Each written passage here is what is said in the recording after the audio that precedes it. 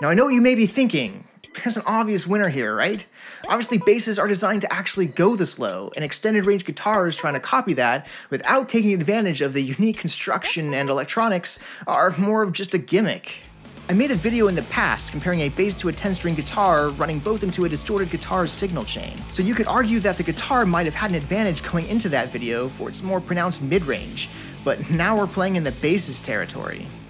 Going from theory to actually hearing the comparison back to back is a totally different story, however. Just how better is one over the other considering the different trade-offs?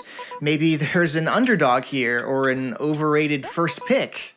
Also, having just recently created this new Headless monstrosity out of my old original Agile, I just had to come up with a good excuse to use it in a new video. This is Kevin from Said Too Much.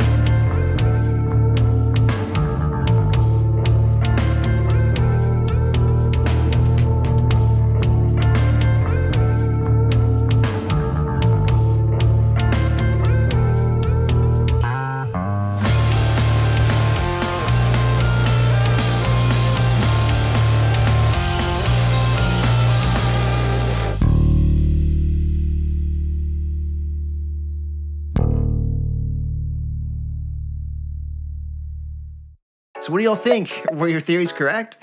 Did we even learn anything here? Bass guitar is probably an underrated instrument to begin with, so it's nice to see it in the spotlight.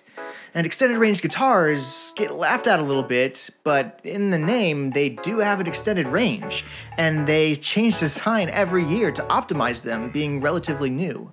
If you're curious about that riff at the end, it's actually from a song I wrote using a guitar tuned in fifths called Ghost. There's a full demo playthrough of that song on this channel, under an Experimental Instrumentals Volume 2 playlist if you want to hear more. It's also worth noting that a full mixed and mastered version is available on Spotify, iTunes, and the such, under an album of the same name, along with a collection of other experimental arrangements and tunings.